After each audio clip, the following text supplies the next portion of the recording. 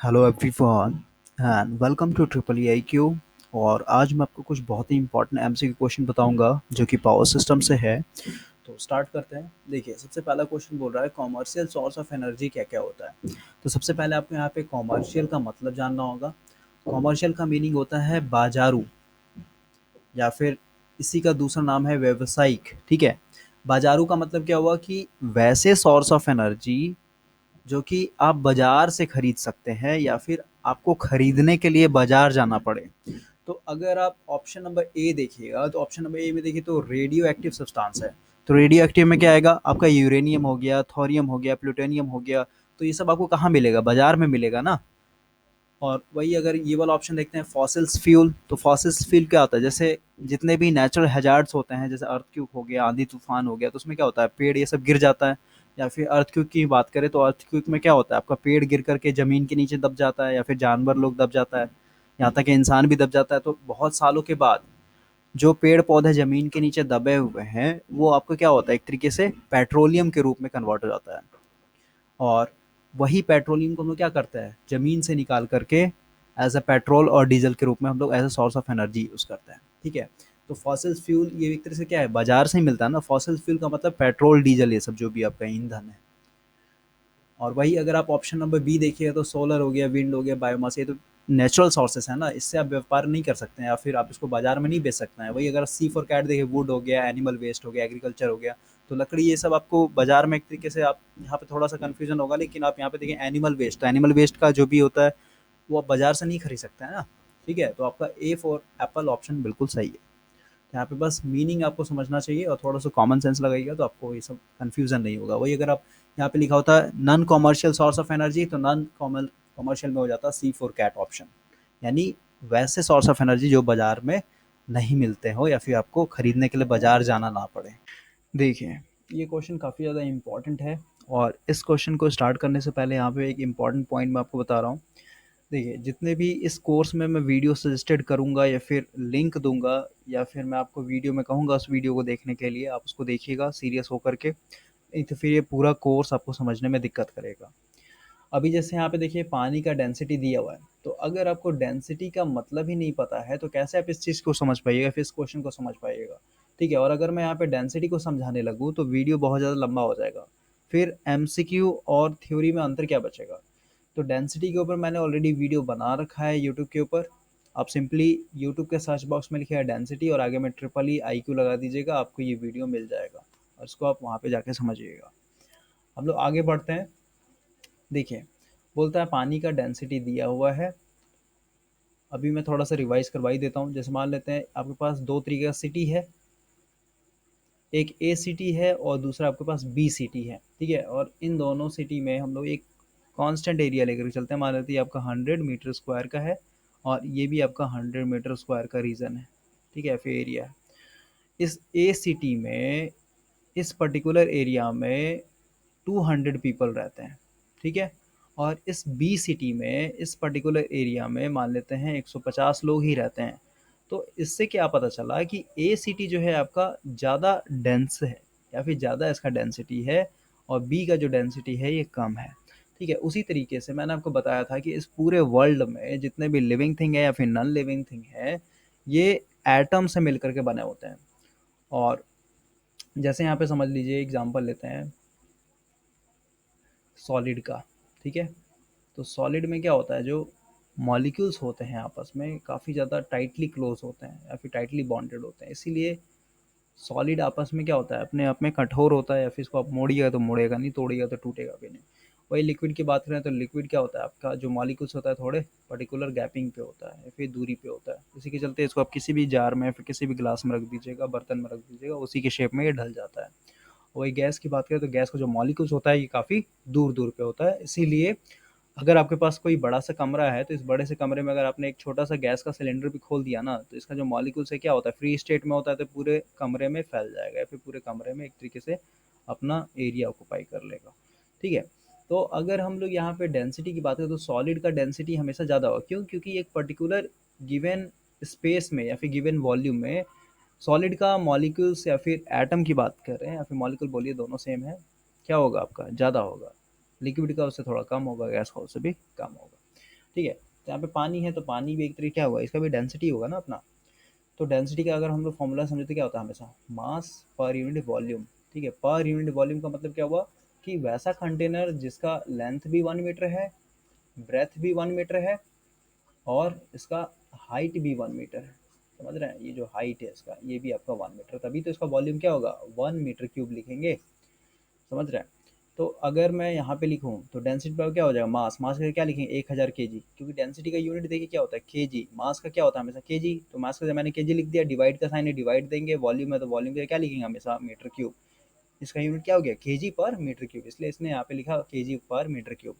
ठीक है, तो 1000 लिख दिया मैंने। और वॉल्यूम, जब भी हम लोग डेंसिटी को डिफाइन करते हैं तो यूनिट वॉल्यूम को लेकर चलते हैं, यानी इस तरीके का क्यूबॉइड को लेकर चलेंगे। क्या होगा 1 मीटर क्यूब, तो नीचे में 1 लिखिए या नहीं लिखिए बात तो बराबर है ना। तो इससे आपको साफ साफ पता चल रहा है कि अगर आपके पास एक कंटेनर है या फिर एक बर्तन है या फिर एक टंकी है जिसका वॉल्यूम 1 मीटर क्यूब है, वॉल्यूम 1 मीटर क्यूब का मतलब लेंथ आपका 1 मीटर, ब्रेथ भी आपका 1 मीटर और हाइट भी आपका 1 मीटर। तो इतना बड़ा अगर आपके पास कंटेनर है या फिर जार है और इसके अंदर आप पानी रखते हैं, तो उस पानी का जो मास होगा, ठीक है, मास, क्योंकि यहाँ पे मास आ रहा है ना, वो क्या होगा हमेशा 1000 kg होगा। समझ रहे हैं। और अगर आप इसका वेट निकालना चाहते हैं तो सिंपली क्या करना होगा 9.8 से गुना करना होगा। 9.8 से हम लोग क्यों गुना करते हैं इसको मैं भी आपको समझाता हूँ। देखिए, यहाँ पे एक चीज़ और कन्फ्यूज़न होता होगा, एक आपका मास होता है और एक आपका वेट होता है, इन दोनों में अंतर क्या है। तो अभी समझने के लिए यहाँ पे मैं एक आयरन का प्लेट लेकर के चलता हूँ। मान लेते हैं आपके पास एक लोहे का प्लेट है, और इस लोहे के प्लेट को अगर आप जूम करके देखते हैं माइक्रोस्कोप में, तो क्या होगा, छोटे छोटे एटम से मिलकर के बना होगा। और ये जो एटम है ये आपस में क्या होगा, बहुत ही क्लोज बाउंडेड होगा एक दूसरे से। और इस छोटे छोटे एटम में से किसी एक एटम को अगर आप बाहर निकाल करके इसको आप माइक्रोस्कोप में फिर से जूम करके देखते हैं, तो ये जो एटम है ये भी आपका क्या होगा, इलेक्ट्रॉन्स और प्रोटॉन और न्यूट्रॉन होगा इसके अंदर में। यानी ये एटम भी इन 3 पार्टिकल से मिलकर के बना हुआ है। और आपको पता है कि इन तीनों का अपना अपना मास होता है, 10⁻³ होता है इसका, इसका होता है 10⁻27 या फिर 28 ऐसी होता है, और इसका भी होता है 10⁻27 या फिर 28 kg होता है। तो एक पर्टिकुलर एटम का आपको पता चल रहा है कि कुछ ना कुछ क्या है, मास है। और मास का यूनिट क्या होता है हमेशा केजी में होता है। ठीक है, तो इस लोहे के प्लेट में ढेर सारा एटम होगा, एक तरीके से करोड़ों होगा। तो एक एटम का अगर मास है तो इन सारे को अगर जोड़ेंगे तो उसका एक पर्टिकुलर मास मिलेगा ना हम लोग को। तो मान लेते हैं इस आयरन प्लेट का 10 kg मास है, ठीक है। तो इस आयरन प्लेट को अगर आप कहीं पे भी लेके जाते हैं, जुपिटर पर लेकर के जाते हैं, फिर चांद पर लेकर जाते हैं, कहीं पे भी लेकर जाते हैं, तो ये 10 kg का मास आप चेंज नहीं कर सकते हैं। क्यों? क्योंकि ये इसी से तो मिल करके बना है ना। समझ रहे हैं, ये मॉलिक्यूल्स के कारण इसका 10 kg मास आया है। लेकिन वही अगर इसको आप पृथ्वी पर लेकर के आते हैं, यानी अर्थ पर लेकर के आते हैं, तो आपको पता है कि अर्थ का अपना ग्रेविटेशनल फोर्स है। और ग्रेविटेशनल फोर्स क्या है, 9.8 न्यूटन का फोर्स जो होता है डाउनवर्ड की तरफ लगता है। ठीक है, यानी अगर आपने इस आयरन प्लेट को धरती पर लेकर के आया तो ये 10 kg तो पहले इसका था ही, लेकिन इसके साथ क्या होगा 9.8 न्यूटन का भी अपना क्या लगेगा, डाउनवर्ड डायरेक्शन में फोर्स लगेगा। यानी टोटल वेट की बात करें यहाँ पे तो 10 kg इंटू हो जाएगा 9.8।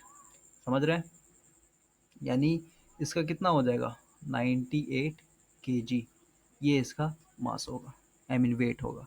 ठीक है, तो ये अंतर है। मास आपका हमेशा कांस्टेंट होगा, लेकिन वेट जो होता है आपका वेरी करता है। जैसे अगर आप अर्थ की बात करें तो अर्थ पे आपको इतना मिला, वही अगर आप चांद पे लेकर चले, मून पे लेकर चले जाए, तो मून का कितना होता है, एक तरह से 1/6 होता है, ठीक है, अर्थ का कंपेयर में। तो इसका वेट जो होता है हमेशा चेंज होता रहता है। अगर वही अदर प्लैनेट पे लेके जाते हैं तो वहाँ पे भी आपका चेंज हो जाएगा। इसी तरीके से किसी का भी वेट निकालना हो तो ये क्या होता है, वेट बराबर होता है आपका m/g, जहाँ पे m है आपका मास, मास आपका कांस्टेंट रहेगा हमेशा, और g जो है आपका ये ग्रेविटी है 9.8 न्यूटन का। ठीक है, इसको आप इंटू कीजिएगा तो ये आपका वेट निकल जाएगा। और वही ये जो 9.8 मैंने इंटू किया ये किसके लिए, ये अर्थ के लिए है। लेकिन वही आप मून पे जाइएगा तो यहाँ पे कुछ और डालना होगा, जुपिटर पे जाइएगा तो वहाँ पे कुछ और डालना होगा। ठीक है, अपना अपना ग्रेविटी होता है। देखिए, अब हम लोग यहाँ से न्यूमेरिकल को सॉल्व करते हैं, तो यहाँ पे आपका हाइड्रोइलेक्ट्रिक पावर प्लांट है तो हाइड्रो इलेक्ट्रिक पावर प्लांट का बेसिक प्रिंसिपल क्या होता है कि पानी जो है हम लोग एक पर्टिकुलर हाइट से नीचे गिराते हैं टरबाइन के ऊपर।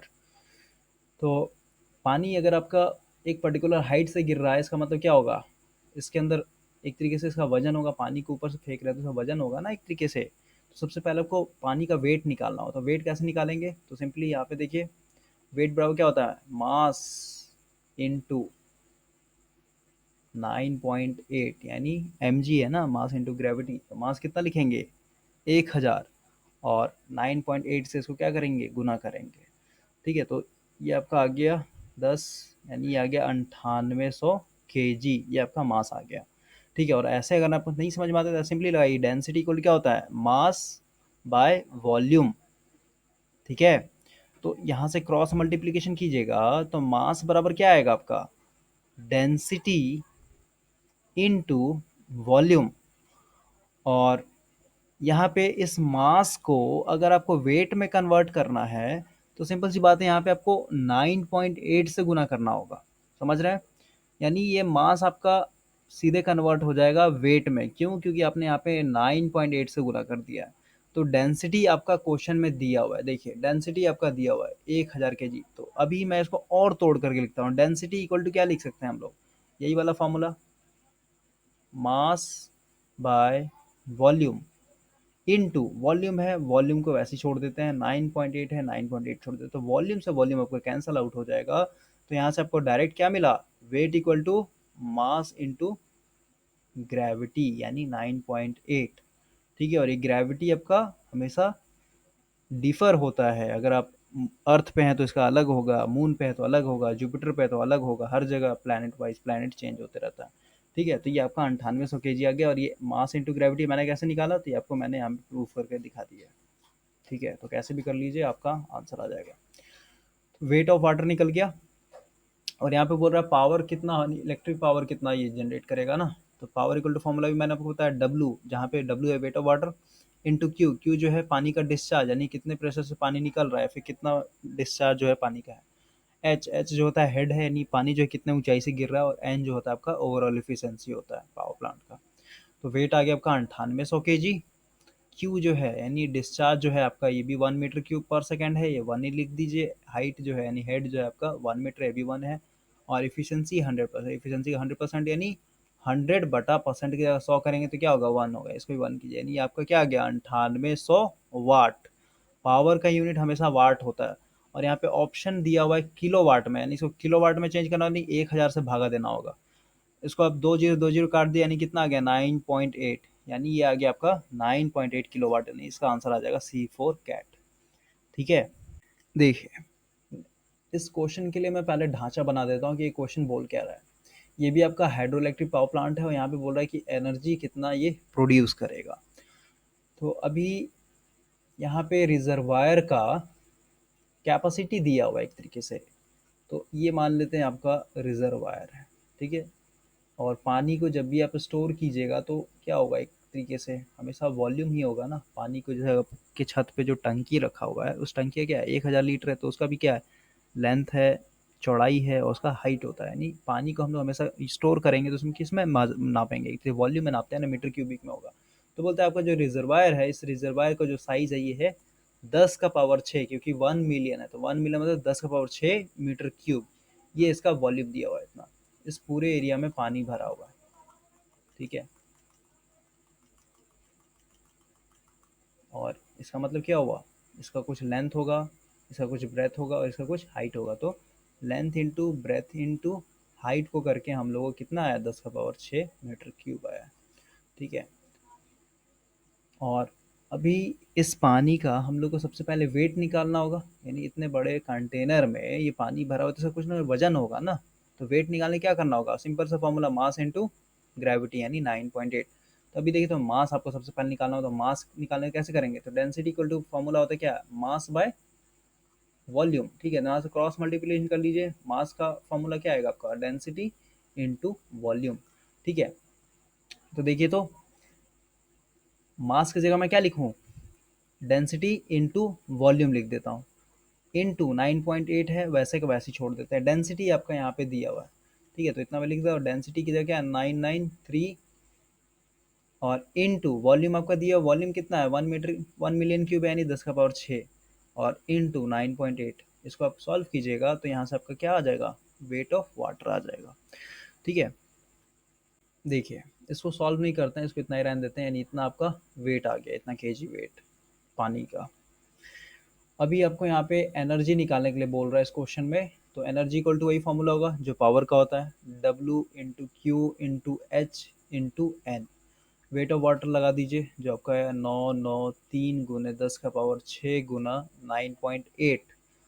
उसके बाद इसके साथ गुना कर दीजिए क्यू, डिस्चार्ज आपका क्वेश्चन में कहीं पे भी दिया नहीं है तो उसको स्किप कर दीजिए। हेड आपका दिया 50 मीटर, 50 से गुना कर दीजिए एन, एन बोलता है यानी इफिशिएंसी की बात करते हैं तो इसमें कोई लॉसेस ही नहीं है, लॉसेस को नेग्लिजिबल माने नहीं, इफिशिएंसी आपका 100% यानी इसको आप सिंपली 1 से गुना कर दीजिए। अभी देखिए एनर्जी है तो एनर्जी का जो स्टैंडर्ड यूनिट होता है किस में होता है, वाट पर सेकेंड में, यानी वाट सेकेंड होता है एक तरीके से। और इस वाट को आपको कन्वर्ट करना होगा किस में, मेगावाट में, क्योंकि ऑप्शन आपका दिया मेगावाट में। ठीक है, और सेकंड को किस में कन्वर्ट करना होगा, आवर में। तो देखिए ये वाट है, ठीक है, तो वाट को अगर आप मेगावाट में कन्वर्ट किससे करना होगा, 10 का पावर 6 से भागा देना होगा। और सेकंड है तो सेकंड को भी आवर में कन्वर्ट करना है तो एक तरीके क्या करना होगा, 3600 से भागा देना होगा, यानी इसको पूरे को 3600 से भागा देना होगा, यानी सेकंड जो आवर में कन्वर्ट हो गया और 10 का पावर 6 से कर दीजिएगा तो वाट जो है आपका मेगावाट में कन्वर्ट हो गया।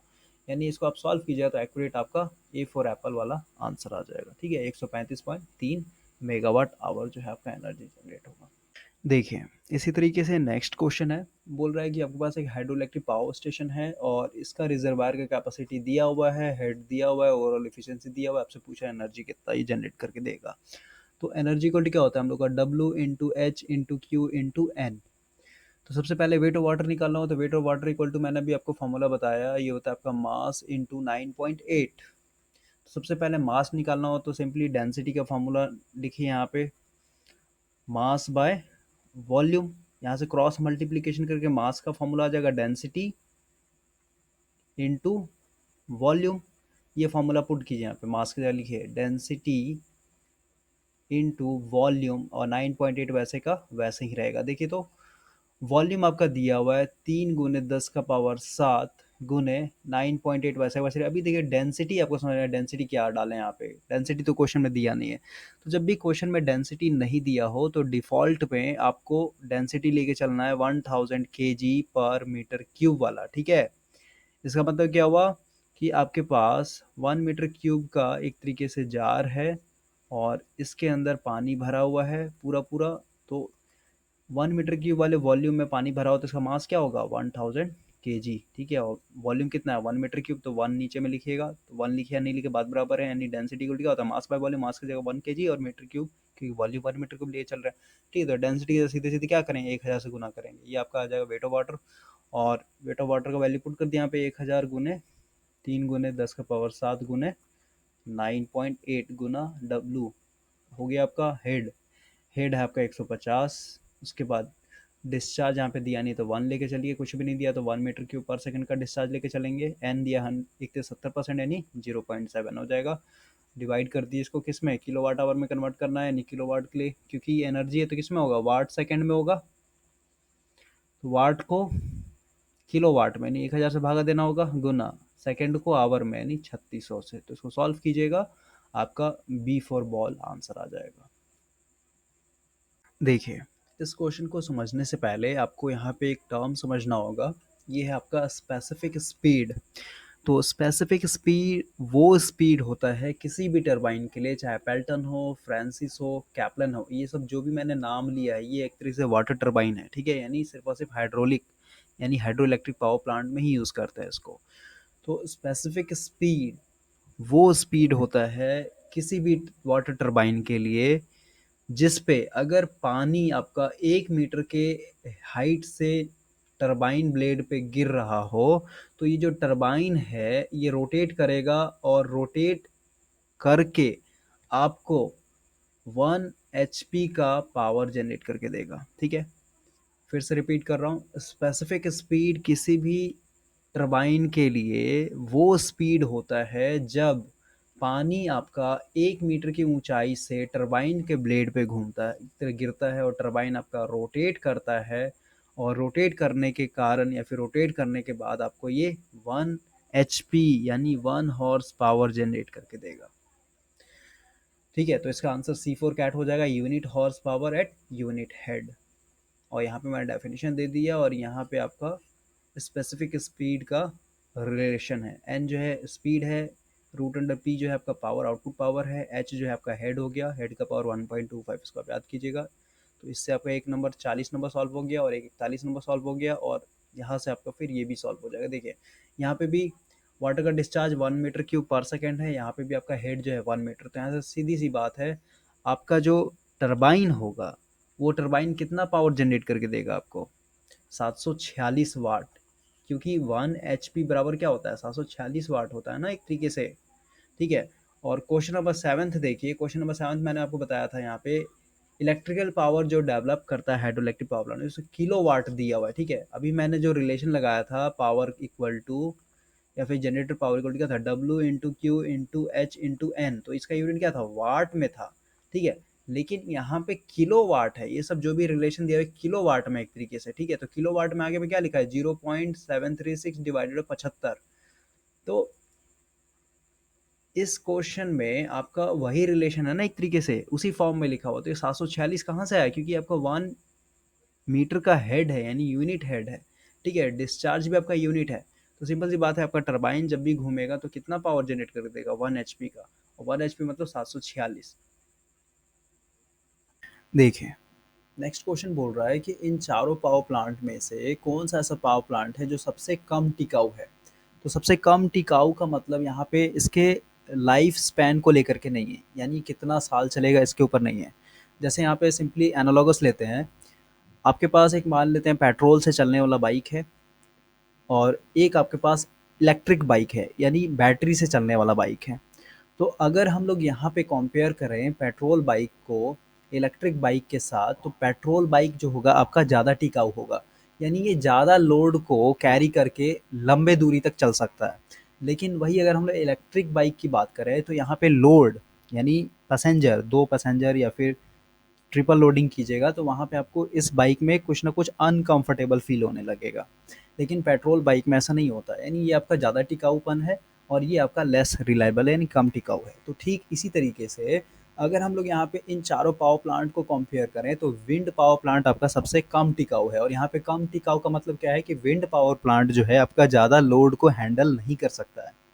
ठीक है, और आपको थोड़ा बहुत पावर सिस्टम का कॉन्सेप्ट पता होगा तो आपने पढ़ा होगा लोड कर्व, और लोड कर्व से आपको ये पता चलता है कि जो भी हम लोग का जनरेटर लगा हुआ है पावर स्टेशन में, उस जनरेटर पे जो लोड है ये हमेशा क्या करता है, वेरी करते रहता है हर एक इंस्टेंट पे।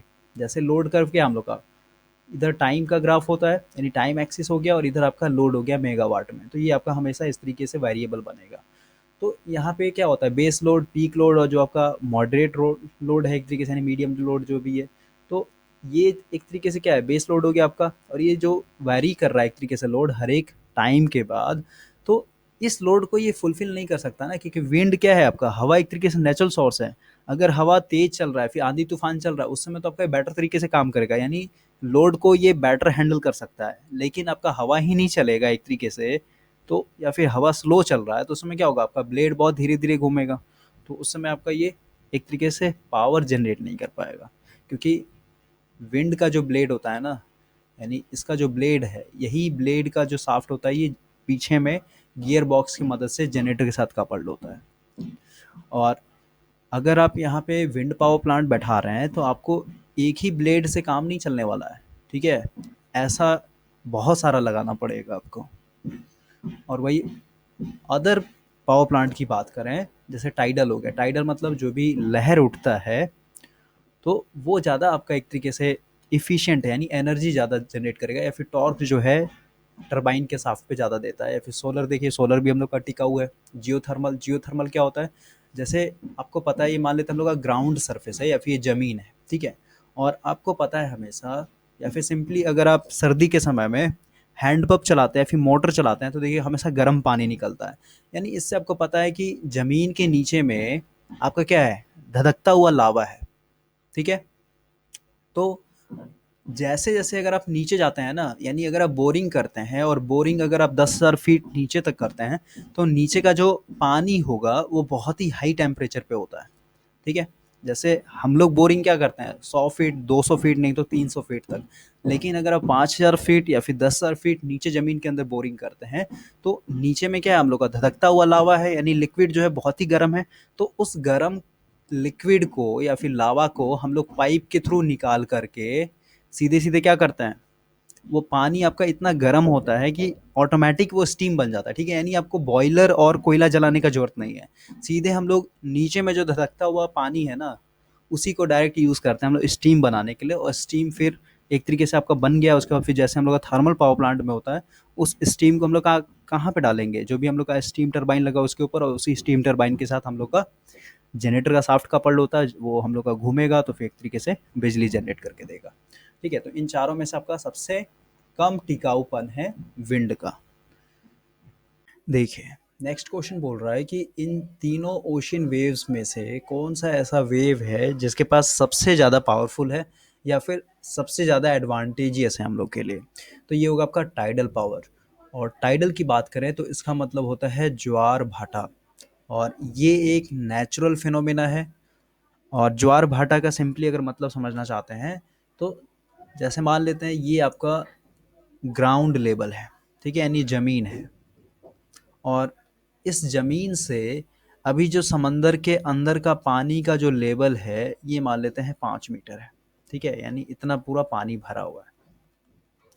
तो जब भी ज्वार आता है, तो ज्वार आने से क्या होगा, समंदर का जो पानी का लेवल है वो इंक्रीज हो जाता है, ठीक है। तो ये जो 5 मीटर मैंने अभी माना है, ये एवरेज है, यानी इतना पानी आपका एक तरीके से रहेगा, क्योंकि हम लोग कंपेयर करना है।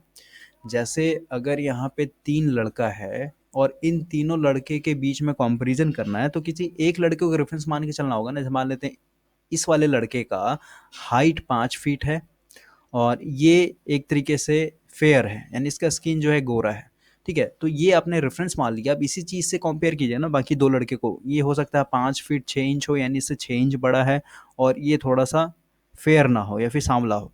उसी तरीके से ये लड़का है तो इसको भी कंपेयर करना हो, तो इससे इसी के डाटे से हम लोग कंपेयर करें ना। ये हो सकता है 5 फीट से थोड़ा सा छोटा हो, यानी इससे छोटा हो, ठीक है। तो 5 मीटर का जो पानी का लेवल है, ये मैंने रेफरेंस मान लिया। तो जब भी ज्वार आएगा, तो ज्वार आने से क्या होगा, पानी का लेवल हमेशा इंक्रीज होगा। तो मान लेते हैं पानी का जो लेवल है अभी ज्वार आने के कारण, ये पूरा इतना हो गया, यानी ये अभी आपका 7 मीटर है। और जब भाटा आएगा, तो भाटा आने से क्या होता है, पानी का जो लेवल है वो हमेशा गिर जाता है, डाउन हो जाता है। तो ये मान लेते हैं हम लोग का पानी का जो लेवल है यहाँ पे इतना आ गया, ठीक है। और इसको मैं मान लेता हूँ 2 मीटर है। तो पानी का यहाँ पे क्या हो रहा है, लेवल अप और डाउन हो रहा है। और जो ज्वार भाटा होता है, इसको समझने के लिए मैं आपको वीडियो सजेस्ट कर दूंगा। और ये 24 आवर्स के अंदर में 2 बार आता है एक ही जगह पे, किसी एक पर्टिकुलर प्लेस पे 24 घंटे में आपका ये दो दो बार आएगा। तो इसी नेचुरल फिनोमेना को या फिर नेचुरल कॉन्सेप्ट को यूज़ करके हम लोग अपना टाइडल पावर प्लांट बैठाते हैं। कैसे बैठेंगे, देखिए, इसके लिए मैं न्यू पेज खोलता हूँ। देखिए, अभी हम लोग को यहाँ पे टाइडल पावर प्लांट का वर्किंग प्रिंसिपल समझना है, या फिर कैसे हम लोग समंदर में इंस्टॉल करते हैं इस चीज़ को, ये चीज़ समझना है। तो अभी हम लोग भारत में रह रहे हैं, तो भारत की बात करते हैं। अगर आप साउदर्न रीजन का मैप देखिएगा इंडिया का, तो इस तरीके का है, क्योंकि समंदर इसी साइड में है ना, साउथ साइड में। इधर आपका अरेबियन सी है, और इधर आपका क्या है, बे ऑफ बंगाल है। तो ये जो स्ट्रेट लाइन दिख रहा है ना मैप में, ये कभी भी स्ट्रेट लाइन नहीं होता, क्योंकि ये तो पर्टिकुलर हाइट से दिखाया गया है ना। इसको जब आप जूम करके देखिएगा, तो ये हमेशा क्या होता है, टेढ़ा मेढ़ा होगा इस तरीके का, ठीक है, दोनों साइड में, चाहे अरेबियन सागर की तरफ देखें या फिर बे ऑफ बंगाल की तरफ देखें। तो अभी हम लोग अपने कॉन्सेप्ट पे आते हैं। इसको मैंने क्यों बताया, इसको लास्ट में आपको बताऊंगा। देखिए, अभी मान लेते हैं कि आपका ये ग्राउंड सरफेस है या फिर ज़मीन का लेवल है, ठीक है। और इस ज़मीन से अभी पानी का जो हाइट है, ये मान लेते हैं 5 मीटर है, ठीक है, यानी ये आपका पानी का हाइट है, इसमें पानी भरा हुआ है। तो अभी बीचों बीच में हम लोग दीवार खड़ा करेंगे, ठीक है। ये मान लेते हैं मैंने एक दीवार खड़ा किया, और दीवार कहाँ पे लगाएंगे, ये चीज़ मैं आपको लास्ट में बताऊंगा, या फिर कैसे दीवार लगाएं, क्योंकि समंदर तो बहुत बड़ा है ना, इसका कोई एंड नहीं है एक तरीके से। तो अभी हम लोग जो दीवार लगाते हैं ना, ये यहाँ पे खड़ा करते हैं, ठीक है? क्योंकि इधर अगर अरेबियन सागर है, तो इधर पूरा पानी होगा, समंदर का पानी होगा। तो जो पानी होगा इस शेप वाले जो यू शेप वाले शेप में, जैसे यू शेप मान के चलते हैं ना इसको, ठीक है? इसको मैंने ज़ूम करके दिया, तो इसमें भी पानी होगा ना एक तरीके से। तो दीवार खड़ा करने के लिए क्या चाहिए? एक इधर का भी एंड होना चाहिए और इधर का भी एंड होना चाहिए। तो जो दीवार हम लोग खड़ा करते हैं, ये यहाँ पे खड़ा करते हैं, ठीक है? यानी टाइडल पावर प्लांट हमेशा किधर होगा? आपका किनारे में होगा, हमेशा ज़मीन के किनारे पे, या फिर समंदर के किनारे में। तो अभी हम लोग यहाँ पे आते हैं। ये जो गेट, ये दीवार खड़ा किया है आप लोगों ने, इस दीवार के बीच में एक छोटा सा गेट रखते हैं हम लोग, ठीक है? ये गेट आपका ओपन होगा और क्लोज होगा। तो अभी आप इमेजिन कीजिए, इधर आपका ज्वार आया, ठीक है? ज्वार आया तो पानी का लेवल क्या होगा? बढ़ जाएगा। अभी मान लेते हैं पानी का जो लेवल था 5 मीटर से उठ करके ये 7 मीटर हो चुका है, ठीक है? और ये मैं लेफ्ट साइड की बात कर रहा हूँ, यानी अरेबियन सागर की बात कर रहा हूँ। तो इधर ही समंदर है ना, खुला समंदर तो इधर ही होगा। तो इधर आपका ज्वार आएगा तो पानी का लेवल क्या होगा? इधर ही बढ़ेगा। हाँ, तो ये आपका पानी का लेवल बढ़ गया एक तरीके से, और ये बीच में दीवाल है और ये गेट भी अभी बंद है। तो क्या होगा? लेफ्ट साइड का जो पानी है कभी भी राइट साइड में नहीं आएगा, यानी इधर वाला जो पानी है लेफ्ट साइड में, आपका पानी का लेवल इंक्रीज हो गया, लेकिन राइट साइड में कभी भी इंक्रीज नहीं होगा। क्यों नहीं होगा? क्योंकि इधर दीवार खड़ा कर रखा है ना हम लोगों ने, समझ रहे हैं? यानी अगर आप ध्यान से देखिएगा, तो ये कुछ इस तरीके का सिचुएशन होगा। इधर का पानी का लेवल बढ़ चुका है और इधर का पानी का लेवल क्या होगा? एक तरीके से कम होगा। पहले इसके इधर वाले के मुकाबले तो कम ही होगा ना। और यहाँ पे हम लोगों ने क्या कर रखा है? एक गेट बना के रखा हुआ है, ठीक है? इस गेट को जब आप ओपन कीजिएगा, तो पानी पूरा फ्लो से इधर बहेगा, और ये आपका ब्लैक वाला क्या है? टरबाइन है, ठीक है? तो ये टरबाइन से होकर के पानी बहेगा, तो टरबाइन घूमेगा, और टरबाइन घूमेगा तो एक तरीके से इसका अल्टरनेटर का भी साफ्ट घूमेगा, और आपको फिर वो बिजली जनरेट करके देगा, ठीक है? और फिर क्या होगा? लेफ्ट साइड वाला पानी आपका पूरा-पूरा किधर आ जाएगा? राइट साइड में आ जाएगा। और इधर वाला पानी एक तरीके से कब तक फ्लो होगा? जब तक दोनों का लेवल, पानी का लेवल जो है, लेफ्ट साइड का पानी का लेवल और राइट साइड का पानी का लेवल जब तक बराबर ना हो, तब तक क्या होगा? पानी इस फाटक से इधर बहते रहेगा, इस साइड से बहते रहेगा।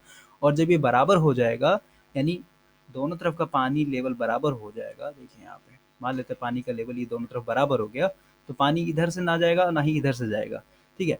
लेकिन फिर जब आपका एक तरीके से ज्वार भाटा आएगा, तो फिर से क्या होगा? वही सिचुएशन आएगा, और फिर से हम लोग फाटक खोलेंगे और फिर से हमारा टरबाइन घूमेगा। तो इसके ऊपर मैं आपको एनिमेशन वाला वीडियो सजेस्ट कर दूंगा, वो आपको ज़्यादा बेटर तरीके से क्लियर कर देगा कॉन्सेप्ट को, ठीक है? तो इस तरीके से हमारा टरबाइन घूमता है, इस तरीके से हम लोग बिजली जनरेट करते हैं। यानी सिंपली आपका क्या हो रहा है? एक तरह से हाइड्रो इलेक्ट्रिक पावर प्लांट की तरह ही काम करता है।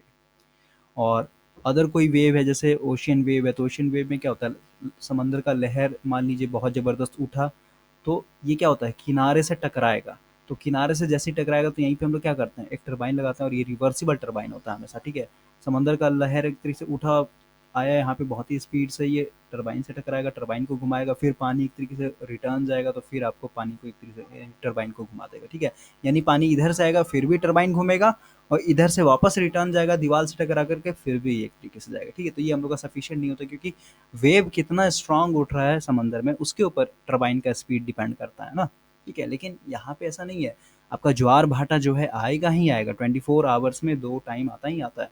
और पानी का जो लेवल होता है काफ़ी ज़्यादा पर्टिकुलर हाइट में अप डाउन होता है, यानी राइज और डिक्रीज होता है।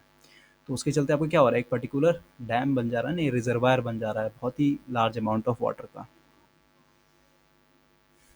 देखिए, इस तरह का जो क्वेश्चन होगा इसको मैं स्किप कर दूंगा, क्योंकि इसमें कुछ है नहीं समझाने लायक।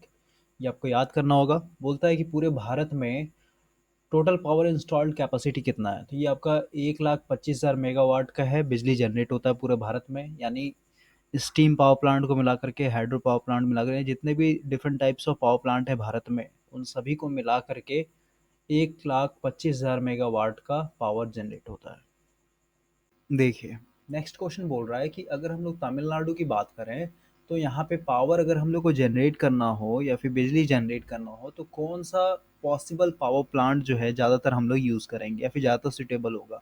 तो ये हमेशा होगा आपका न्यूक्लियर पावर प्लांट। और न्यूक्लियर पावर प्लांट क्यों होगा?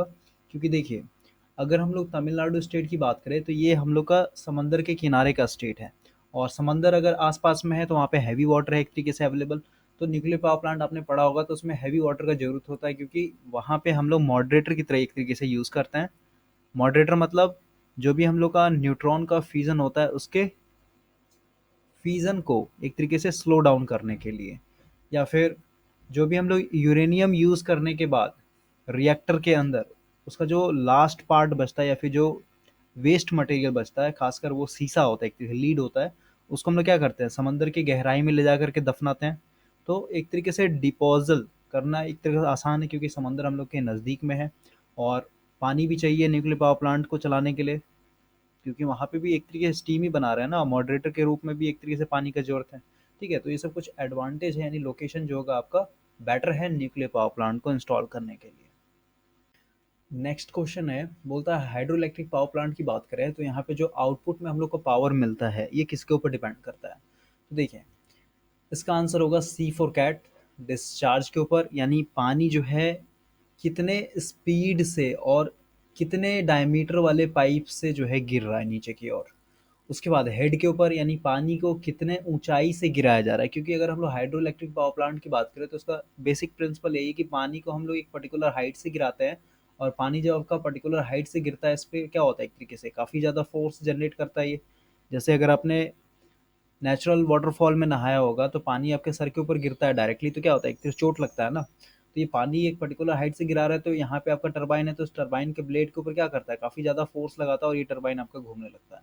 तो हेड के ऊपर भी डिपेंड करेगा, जितना ज़्यादा ऊंचाई होगा उतना ही ज़्यादा आपका ग्रेविटी के कारण पानी उतना ही स्पीड से और उतना ही ज़्यादा फोर्स लेकर के नीचे गिरेगा। उसके बाद सिस्टम इफिशियंसी, मतलब जो आपका टरबाइन का इफिशियंसी है, अल्टरनेटर का इफिशियंसी है, उसके ऊपर डिपेंड करता है। ठीक है, तो ये आपका कॉमन सेंस वाली बात है, यहाँ पे आप इस चीज़ को पकड़ लीजिए। बाकी सब ऑप्शन देखिएगा तो एक तरीके से वो आपका सुटेबल नहीं होगा इस क्वेश्चन के लिए। नेक्स्ट क्वेश्चन है, बोलता है इलेक्ट्रिकल पावर जो भी हम लोग डेवलप करेंगे hydro electric power plant use करके उसका रिलेशन क्या होगा। तो इसका ए फॉर एप्पल हो जाएगा, और ये एक स्टैंडर्ड इक्वेशन है, इसको आपको हमेशा याद रखना होगा, तभी आप न्यूमेरिकल को भी सॉल्व कर पाएंगे। और जब भी हम लोग न्यूमेरिकल सॉल्व करते हैं तो ज़्यादातर हम लोग डब्ल्यू क्यू एच और एन को ही लेकर के चलते हैं, इसी से आपका काम बन जाएगा। ठीक है, ये जो वैल्यू दिया हुआ ना ये एक्यूरेट वैल्यू है, इसको अगर आप याद करते तो बेटर है, नहीं याद करते तो इतना में आपका न्यूमेरिकल सॉल्व हो जाए, नहीं अप्रोक्स आंसर भी आ जाएगा। ठीक है, जहाँ पे आपका डब्ल्यू जो है वेट ऑफ वाटर है, क्यू जो है पानी का डिस्चार्ज है। पानी का डिस्चार्ज मतलब जैसे मैंने आपको बताया था कि ये एक रिजर्वायर है, तो रिजर्वायर से क्या होता है, कनेक्टेड होता है एक पाइप जिसको हम लोग पेन स्टॉक बोलते हैं, और यही पेन स्टॉक कहाँ जाता है, टरबाइन तक लेकर के जाता है। तो ये पाइप एक तरीके से पानी को लेकर के कैरी कर रहा है ना, समझ रहा है। तो इस पाइप का जो डायमीटर होगा, मान लेते हैं ये हम लोग का 1 मीटर का मोटा पाइप है, तो इस डायमीटर के ऊपर डिपेंड करता है ना कि इस क्यू का वैल्यू कितना होगा, समझ रहे हैं। और एच जो है आपका हेड है, यानी पानी जो है कितना हाइट से गिराया जा रहा है, और यहाँ पे एन जो है आपका सिस्टम एफिशिएंसी है, जो कि टरबाइन और जनरेटर की बात हो रही है यहाँ पे। तो वो सब क्वेश्चन में दिया रहेगा, अभी हम लोग सॉल्व करेंगे तो आपको समझ में आएगा। देखिए, ये क्वेश्चन थोड़ा सा लॉजिक है, अगर आप इसको थोड़ा सीरियसली लेकर के देखते हैं तो आपका दिमाग जो है यहाँ पे थोड़ा सा ट्रिक कर जाएगा। यहाँ पे सिंपली पूछा है कि पावर का यूनिट क्या होता है। ठीक है, तो पावर का यूनिट हमेशा वाट होता है ना, तो सिंपली आप ए फॉर एप्पल मार दिए। वही अगर आप ये सब ध्यान से पढ़िएगा ना तो आपको लगेगा अरे यार क्या पूछ दिया क्वेश्चन में। तो इतना सीरियस नहीं होना है, बस आपको घुमाने के लिए इस तरीके से बना दिया क्वेश्चन को।